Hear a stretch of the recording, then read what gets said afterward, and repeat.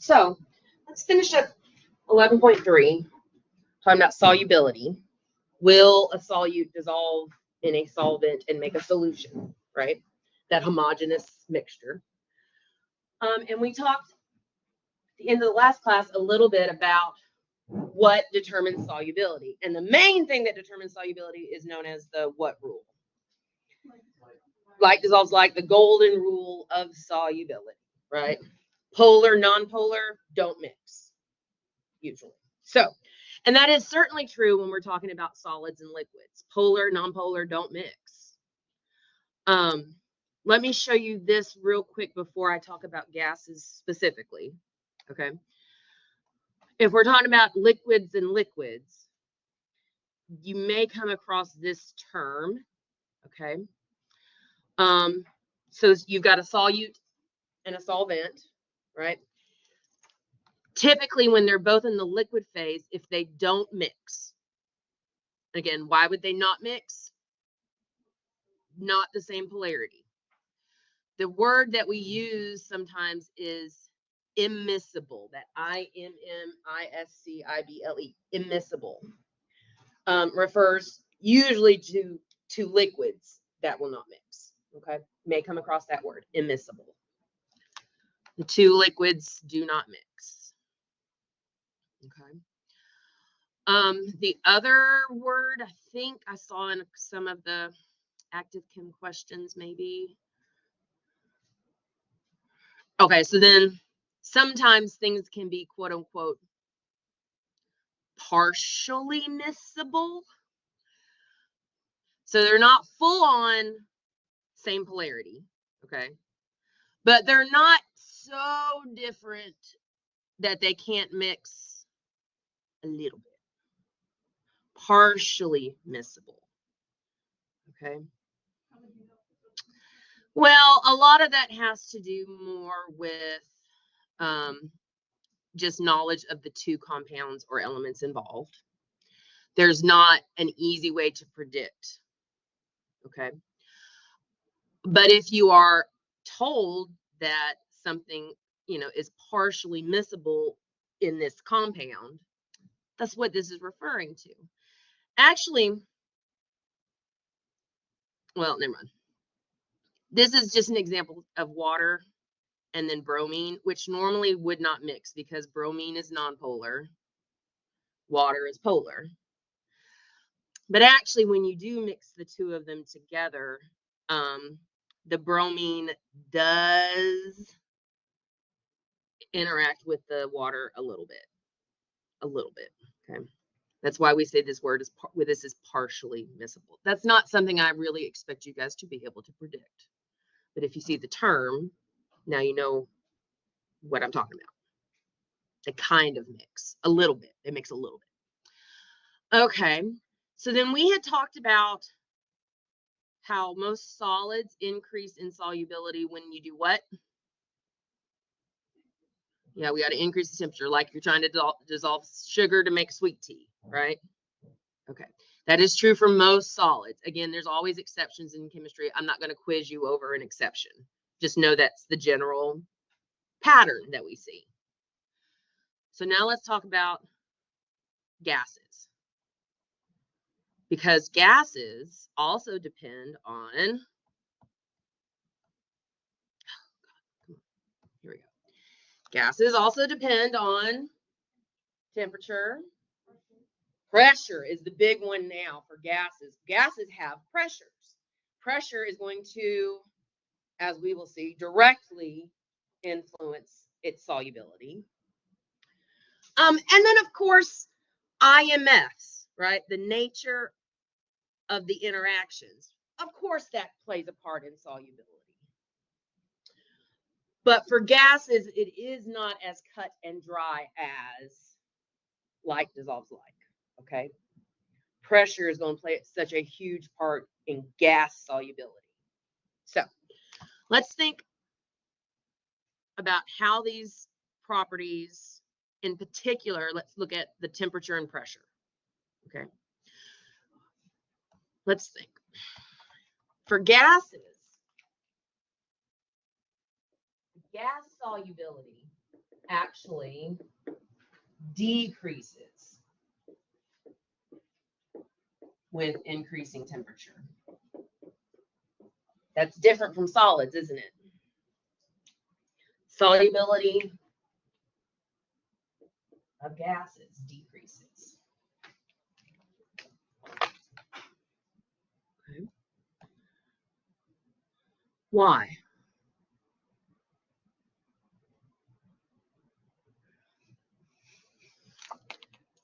More higher temperature means the gases have even more what? Kinetic energy, speed, all that stuff, right? Gases already don't want to experience IMFs in the first place, do they? If you keep increasing that temperature, guess what? They even more don't want to experience any kind of IMFs. They're not going to make a solution with something else. Have any of you ever had fish tank? If you go fishing, you have to have the water at a certain temperature in your fish tank in particular. And when you go fishing, where do the fish tend to stay unless it's feeding time? They're down at the bottom of the lake or the ocean, unless it's time to feed, right? Why would they want to stay down there at the bottom? Why would a fish tank have to be a specific temperature? What's the gas that's dissolved in water that fishes need? Oxygen. They need oxygen just like we do, right?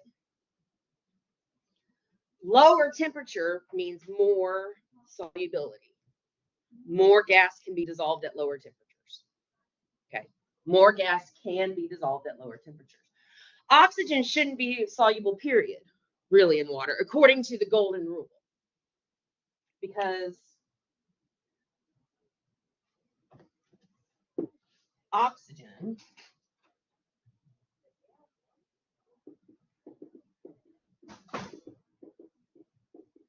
let's think about the size of the IMFs, right?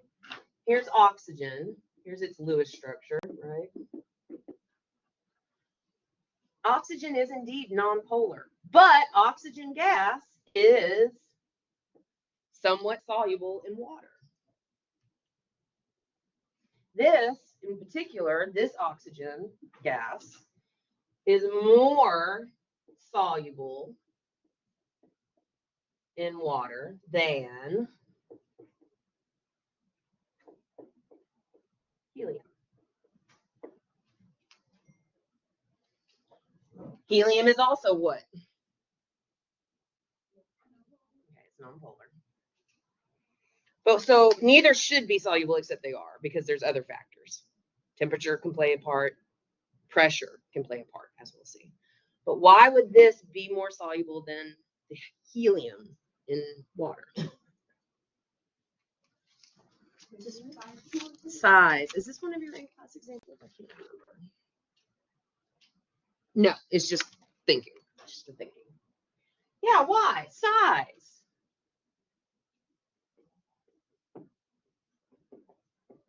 The size of O2 is bigger.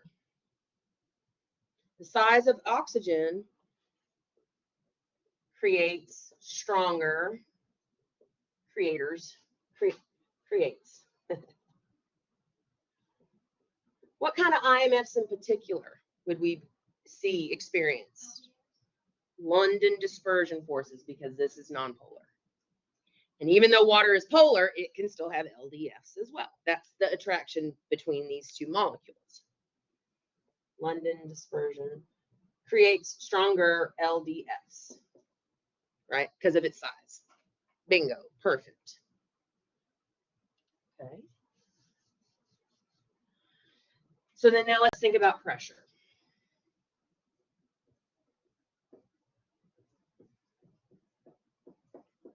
So the relationship between solubility and temperature is what kind of relationship? Inverse. It is not a direct, it is not a, now I just, it's linear. No, it's not linear. There's the word I'm trying to say. Hang on. Hang on. Okay, it's not a one-to-one. Temperature drops 1 degree, solubility drops 1, whatever. Okay, but it is an inverse relationship.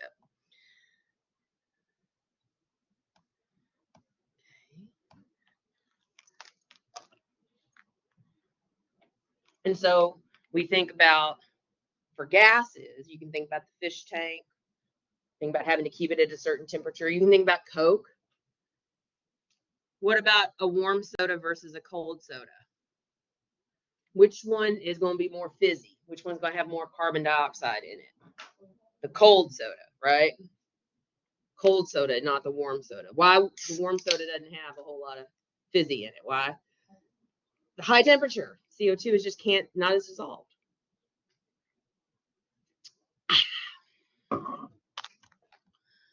Pressure is a direct proportionality. Pressure is a direct proportionality. And we have an equation that we can use to calculate. So pressure is directly proportional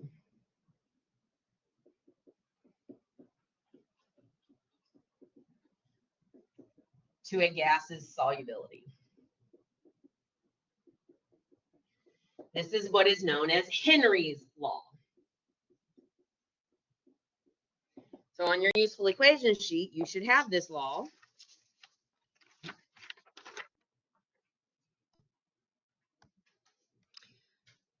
The way this law in our textbook gives it, and so the way I chose to write it, is the solubility of the gas, which is symbolized capital C with a G.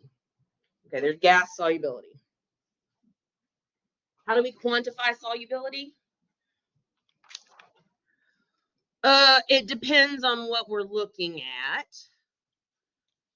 Often for solids, it's grams of solute per what? What did we look at last week? Maybe per 100 grams of solvent. Okay. For gases, the units you're going to typically see for solubility are moles per liter. So like molarity, right? How many moles of gas can dissolve per liter of solvent? Okay. K is a constant. Okay. It's a Henry's law constant, and it has to be told to you, or you find it for yourself. You solve it for yourself. Okay. It's a constant value for that gas at that temperature. Huh? Lowercase k. And I tend to write it in cursive when I write on the board, but it's kind of italicized, whatever. And then lastly, here's our pressure. Because the higher the pressure is, the higher the what? Solubility. So you need the pressure of your gas. What units will pressure be in? Again, it can vary. It'll depend on what pressure units were used in the problem. Okay. And there's not always has to be one or the other. So look on your in-class examples. Look at number, what is it, I guess? 5. 5 and 6 both involve solubility of a gas. So let's see if we can solve one of these for sure. Maybe let's try to do the second one too. So looking at number 5.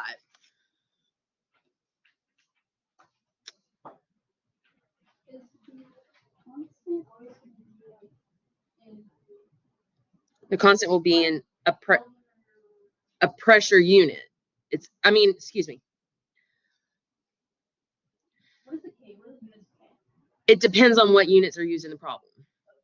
They should be some form of pressure unit times the volume. Times the number of moles of gas divided by the liters of gas. But it all depends on what units the solubility is in and what units the pressure are in. There's not like a set unit.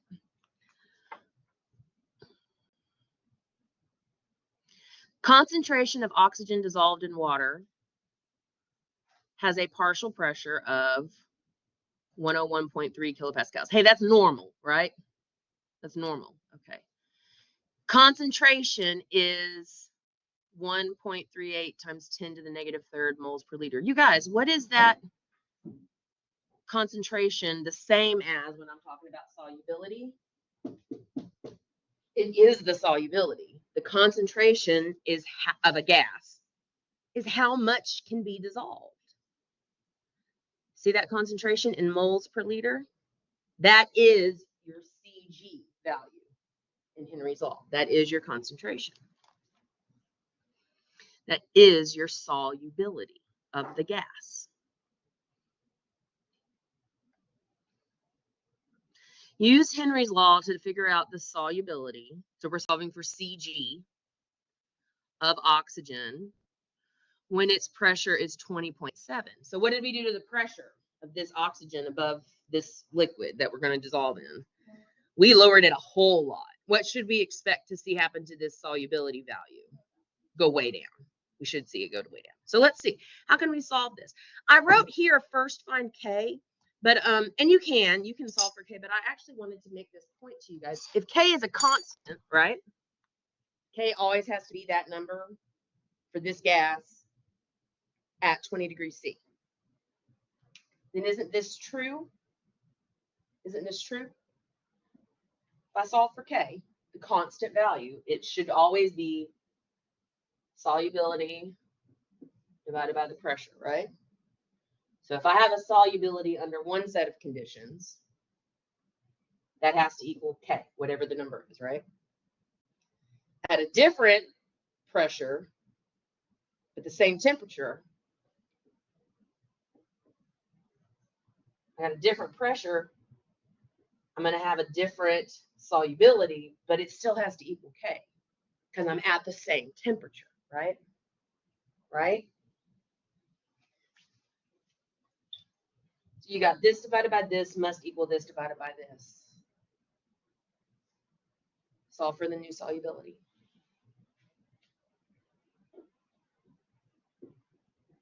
What's the given solubility at that first given pressure?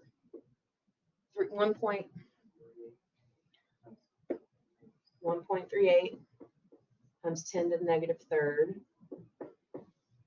moles per liter. That's that value. Divided by the partial pressure of the gas, which is 101.3 kilopascals. I want to know, well, what's the solubility if I lower the pressure?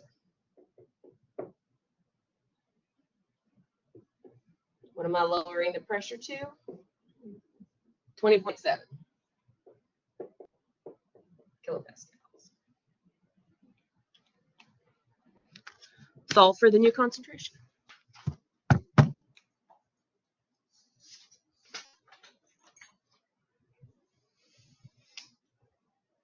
Solve for that guy right there.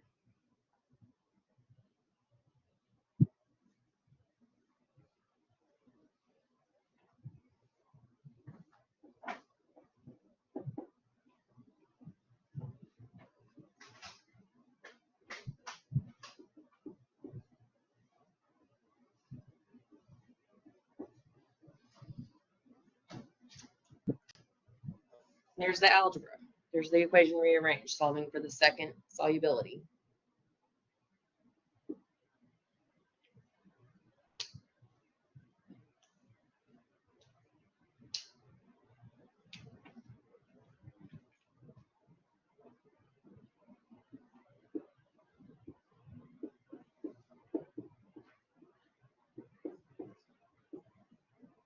And you can check if you got the same answer that I did. 2.82 times 10 to the negative 4 moles per liter.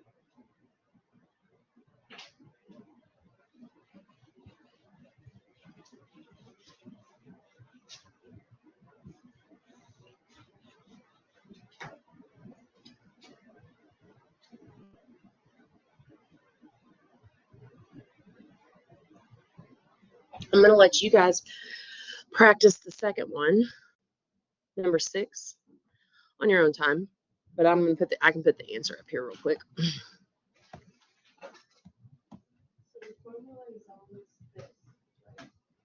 This is the equation formula for Henry's law, which involves solubility of a gas directly proportional to pressure. Yes.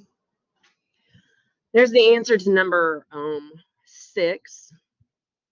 The new solubility, you should get 0.0725. This solubility unit was grams per liter. Okay.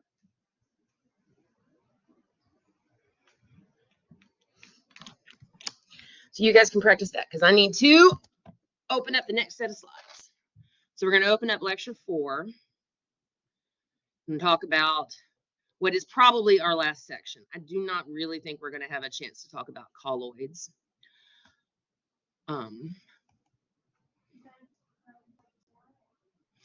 11.4, sorry, hang on, it is 11.4 is the next section we're going to talk about, which is called colligative properties. And it's a pretty big section, like all of these are. Like all of these are.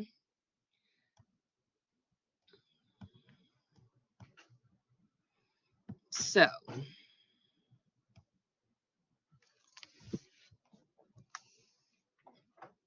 these are now numbered the lecture 4 set of slides in chapter 11, Blackboard. And let's talk about this word, colligative properties, 11.4.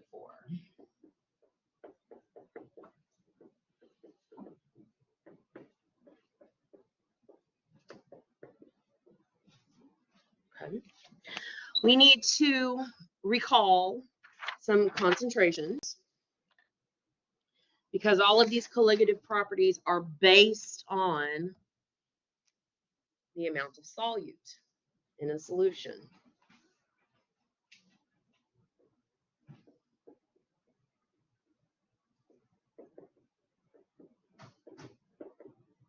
Okay. So concentrations are how we express how much solute there is. So let's review real quick. Molarity, which is calculated as what? Moles, specifically of solute. Moles over what? Liters of solution. And we remember that a solution is what? Solute plus, it's a homogeneous mixture that contains a solute plus the what? Solvent. Okay, 3 different S words to keep track of. Solution, solute, and solvent. Okay. So then I taught you guys a new one. We do have, I have practice questions with some other concentration types.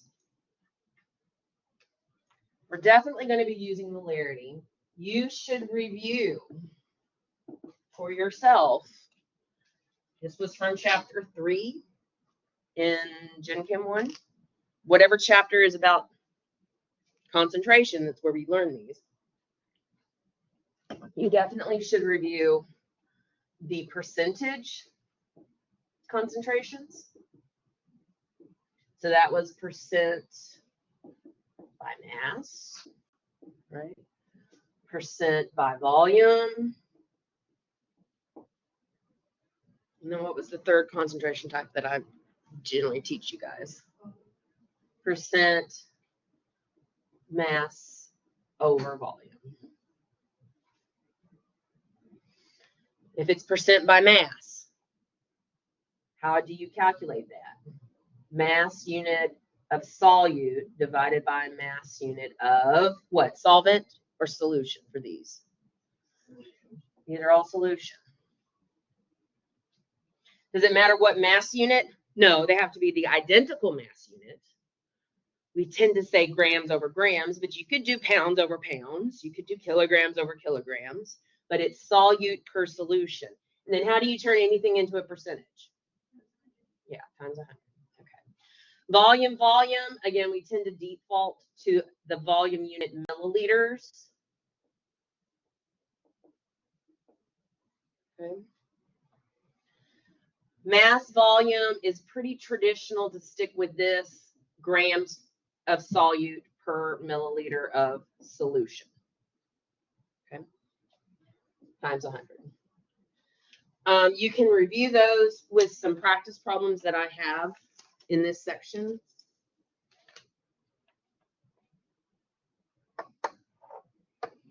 Practice, I think it's numbers. I'm getting mixed up now. Number 8 through, this is on the in-class examples, right? For chapter 11.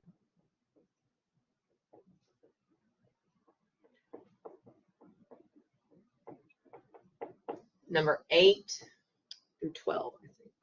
Oh no, through 14. 8 through 14. 8 through 14 deals with getting familiar again with molarity and these percentage concentrations. Where can you find the solutions and the answers worked out for all of those? In the slides here in section 4. This is lecture 4 slides, okay? Review those. What I need to start with today is that brand new concentration type that I talked to you all about. Molality. There's actually even, I don't really consider this a new type, but let's say it's a new type.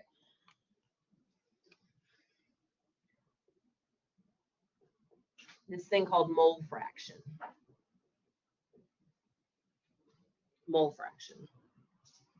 Mole fraction is symbolized by a Greek letter, and this is on your equation sheet, okay? Mole fraction. What is mole fraction? This Greek letter, this is the Greek letter chi, okay? And you can talk about the mole fraction of gas substance A. Doesn't have to be gases. I said gas. I don't really mean just gases. The mole fraction of substance A in your mixture is simply what? How is any fraction or percentage calculated? Part over the whole. This is the same thing. What's the part I'm interested in? Very intentionally, I'm interested in what? Moles of compound A. That's my part divided by moles of everything in the mixture. Total moles of everything in the mixture. Does that mean you will sometimes have to add together the moles of each thing? Absolutely, that's what that means. Yes. Each thing, each part being what in our solution? At the very least, there's a solute and a solvent. There's two things you're going to have to add together at the very least. Right? Okay. So that's something that will be useful to us. And then the other thing is what I gave you a little info about at the end of our last class, which is this new thing called molality. And you guys, how do we symbolize molality? How is it different from symbolizing molarity? It's a little lowercase m, and I tend to write it cursive. You do not have to write it cursive, but it is lowercase m. Don't get that mixed up with the capital M for molarity. How is molality defined? Okay, it's moles. It's still moles, okay, of solute. And this is where it's different, very different. Kilograms solvent. The reason for this is volume of a solution can fluctuate with changes in temperature. It might be a very minute fluctuation, but that happens. At higher temperatures, the volume of a solution will be bigger, naturally. At low temperatures, the volume of a solution is actually a little smaller. But guess what does not fluctuate with temperature? Mass. Mass is mass, is mass. Mass doesn't fluctuate with temperature. That mass is what you have. So this is like a more permanent kind of concentration. No fluctuations can happen. What we want to use, especially these first two, these two new, mole fraction and molality, is in these, what are we talking about in this section? These things called colligative properties. What does it mean when I say it's a colligative property? That property can change based on what? The amount of solute that's present. What are the colligative properties we're going to look at?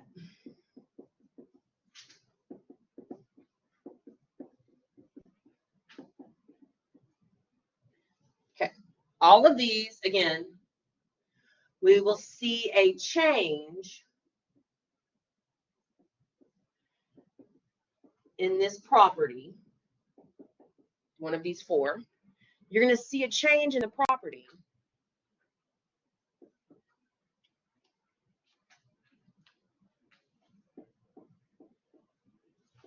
of when you have just a solvent, pure solvent. So like you had just water,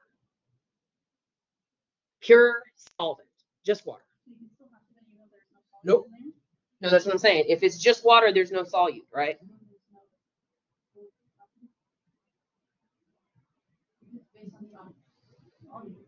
Can let me finish. Yeah. A colligative property is where you are going to see a change in that property from, maybe I should say from instead of. From what you have if it's just a solvent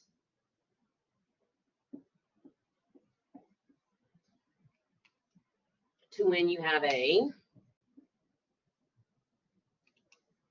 solution. Now you have something dissolved in the water. These properties are going to be different for pure water compared to when it makes a solution. Here are the four. The vapor pressure, which we talked about earlier last week. What is vapor pressure? We got a liquid surface, right? And some of that compound is going always from the liquid phase to gas. And then that gas in a closed container is simultaneously condensing back down to liquid. And there's a little equilibrium right there, right? And vapor pressure is the measure of the gas pressure at the top in the headspace, right? That's vapor pressure. Guess what's going to happen when you make a solution? You don't have pure solvent. You add some solute to it. The vapor pressure of that solution is going to get lower. Less gas in the headspace. Less gas.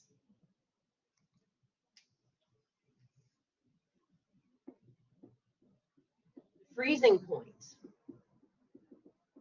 of a solution is going to be lower than a pure solvent. Depression, the freezing point is going to be lower. The boiling point of a solution is going to be, take a guess.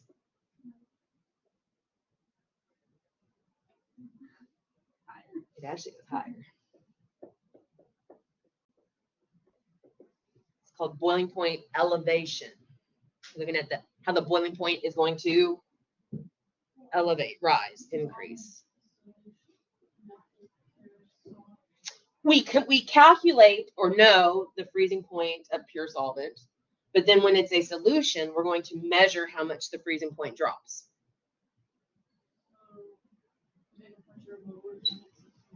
Yeah. When it's a solution.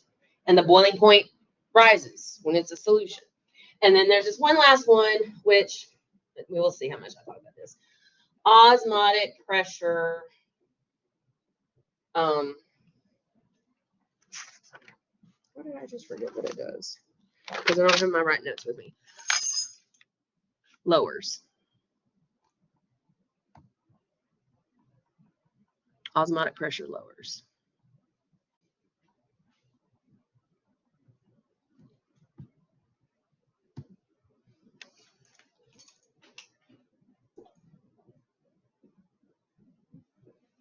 We'll talk about that. Okay. So on your useful equation sheet, you have a formula that can be used for each one of these. They go over onto the back. Okay. There's an equation that can be used to find the change for each one of these properties. Between what and what? Between pure solvent and then when it's a solution. And when it is a solution and there's a change, what is the thing that's determining how much change there is? How much solute you have in that solution. The more solute, the bigger the change. The more solute particles, the bigger the change you're going to see. So let's look at the first one. Let's look at the vapor pressure. What is that little law called? Yeah, Raoult is how I say it. I have no idea if that's right. That's how my very East Texas Raoult law says it. Raoult's law. What is Raoult's law? The pressure of what? They pay very close attention to what is written as a subscript on these laws. The pressure of what? Of the solution. So what is this? The vapor pressure of the solution, right? So that's after we've added solute to it, yes? Is equal to what? Mole fraction of which piece? What does it say very specifically there? Solvent, guys, don't get that mixed up. This is the mole fraction of solvent in your mixture. Now this symbol, P with the degree sign after it, refers to the pure vapor pressure of that solvent, which guess what? You pretty much have to be told, or maybe that's what you're calculating, but you have to be given the other pieces of information. Yes? Okay. All right. Let's look on our in class. Let's look at number 15. No.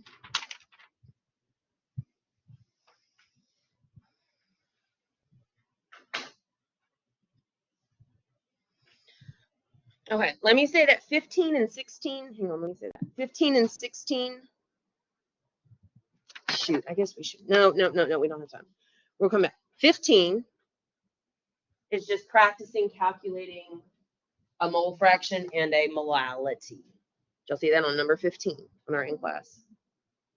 15 is just practice calculating a mole fraction, given info, and then practice calculating a molality with that same info. Okay. 16, I actually would like to do, but we'll wait and see. We might do it down in the lab together today. We might do that down in the lab together today. So put a star by 16 because I definitely want to try to do that, but we'll just see. Okay.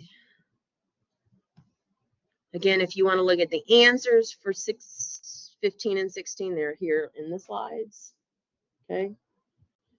You can end up getting to those. We can look at those. But like I said, let's try to do this one down in the lab together. Let's actually look at a vapor pressure lowering problem. Look at number 17.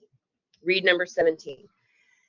How do you know that when you read this question, this is a colligative property, that this is using Raoult's law? When we read it, what are our clues? Well, it says calculate the vapor pressure.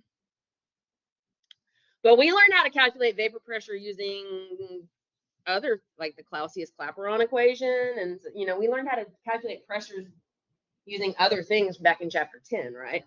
What is it in this problem that tells you or informs you that this is some kind of colligative property? Okay, I gave you a vapor pressure. Oops, sorry. I gave you a vapor pressure of pure solvent.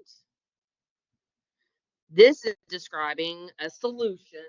So we're changing from pure solvent to solution. Guys, that is a colligative property problem. Changing from pure solvent to solution is a colligative property problem. So with that in mind, to calculate the vapor pressure of the solution, what are the two pieces of information that I need? To calculate this, I need mole fraction, and I need pure solvent vapor pressure. Okay, so what is my mole fraction? How do I solve mole fraction? What do I need to solve mole fraction? I want to find the fraction of this specific amount of moles out of the total amount in the solution.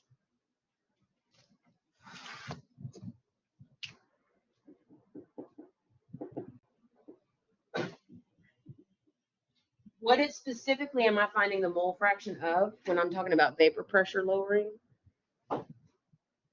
Whichever thing is the what? Solvent. What is the solvent in this problem? Tell me the name of the compound that you think is the solvent. It's the ethanol, right? How do you know which is which? Remember, very beginning of solutions. Solvent is what there is the most of. Solvent is what there is the most of. So we are trying to find the mole fraction of ethanol. I need moles then of ethanol. And I will need moles of what else? The other component. Here, that's this compound called glycerin, but that's your solute, right? You need moles of the solvent and moles of the solute. How do you get mole of each of these based on the info I gave you? I gave you the grams. You need to add up for yourself the molar mass and convert to moles. Ethanol, 184.4 grams. And then you need to add up the molar mass. I gave you the formula of ethanol because that is an organic compound that I don't expect you to just know the formula of at this point. I also gave you the formula for the compound glycerin. Again, that is an organic compound that I do not expect you to know the formula of. I have to give it to you. Or I just have to tell you the molar mass. I could just do that. You guys add these up. Y'all got periodic table, right? And if you don't, there's still some up here at the screen. Y'all add those up.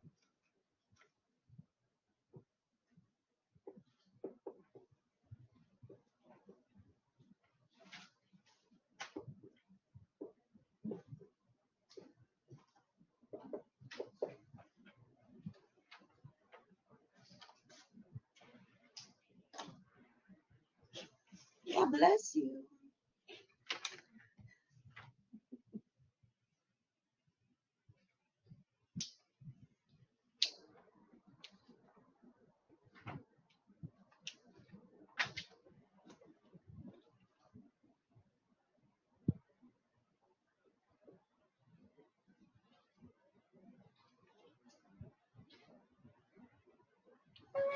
No, hang on. I wrote my numbers backwards. 1 second.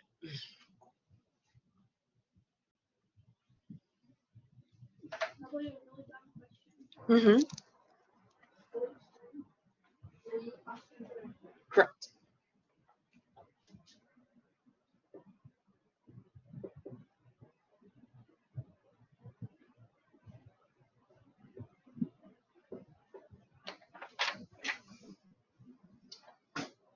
The molar mass I got for ethanol was 46.08. And then the molar mass I got for glycerin was 92.11. So there's my numbers.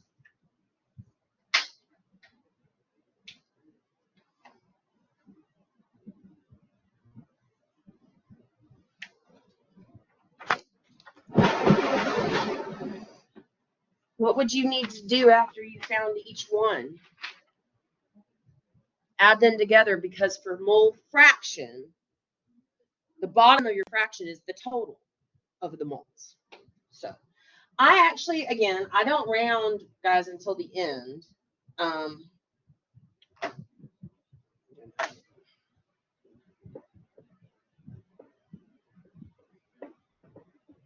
If you do this in your calculator, you'll get a longer decimal number. I just marked to myself where my last sig fig should be. This number had 1, 2, 3, 4 sig figs. So did my molar mass. So this number represents 1, 2, 3, 4 sig figs that I want to keep. If you went ahead and rounded it to 4.002, it's fine. It is fine. I just don't ever round to the end. Okay.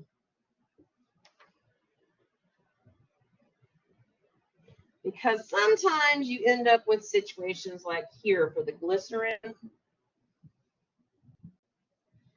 right? I mean, 3 sig figs. So 1, 2, 3. If I round that number, that rounds to 1. And with 3 sig figs, that's 1.00. I don't know. I just don't round till the end. Just, you know, hang on to it all. So what is my end total? Because this number had 3, right? So my end total, my total was 5.0016, and it would keep going. And I would stop my addition answer at 3 places past the decimal, because each one of those answers went to the thousandth decimal place with a sig fig. 1, 2, 3, 1, 2, 3, 1, 2, 3. Stop at the hundreds. No, thousandth place. And that's how many total moles I have, right? So what is the mole fraction of ethanol in this solution? Moles of ethanol divided by the total. Where's my moles of ethanol? 4.001714. Right? Where's my total? That's what I found here. When I do this division,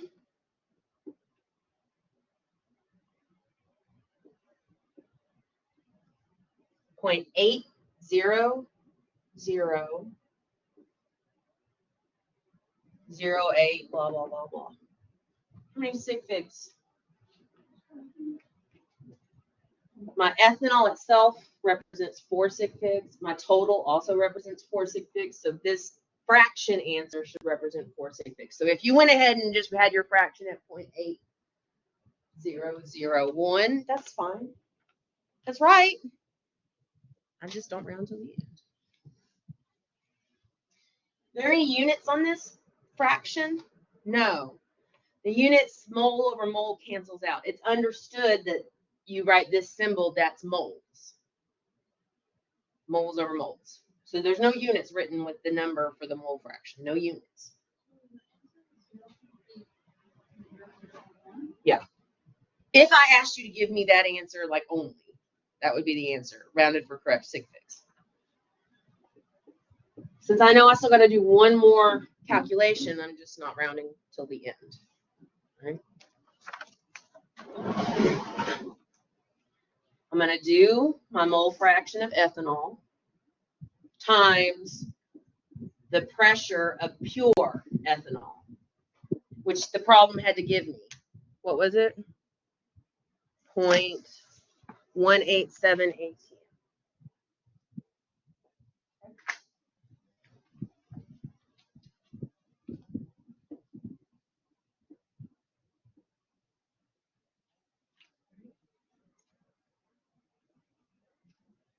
So what do we expect to see happen to the vapor pressure now that it's a solution?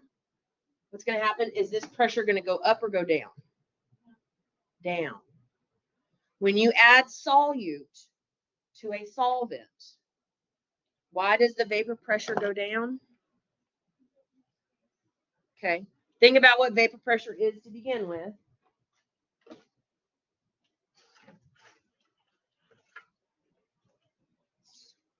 Molecules at the surface going to gas and coming back down. What happens when you add a solute? What happens when you add a solute? What do you form when you add solute? When you dissolve something, when a dissolution happens, what do you end up making? Brand new IMFs. Brand new IMFs, right? Guess what those solute particles keep the liquid from doing? They keep it from evaporating. They keep them from evaporating because now we got brand new IMFs holding everything down there together. Okay. What answer did you get? You're basically just doing this decimal times this decimal. Yes? What'd y'all get?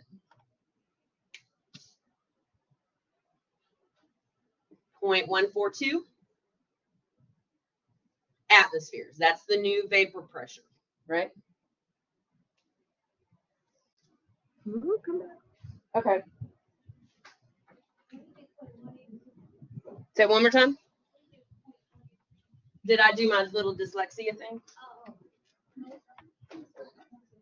I wrote 187 on the board. It's 178. Okay. But I still got this answer. I got 0.142. Yes? Okay. Good deal. Why don't you guys take a look at 18, practice 18, but also take a break. You get to go to the bathroom if you need to. I'll put the answer up here on the slide for 18. It is also a vapor pressure lowering problem.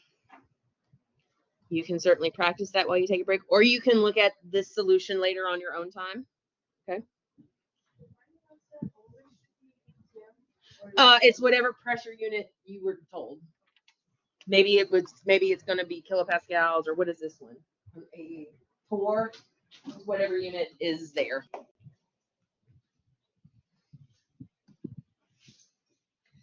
So if you're going to practice 18 while we're taking a little break, there's the final answer that I got. But y'all can try that. But again, did y'all see I brought Pop-Tarts? Ooh, Pop-Tarts. I mean, they're Berkshire brand Pop-Tarts, but they're still pretty good.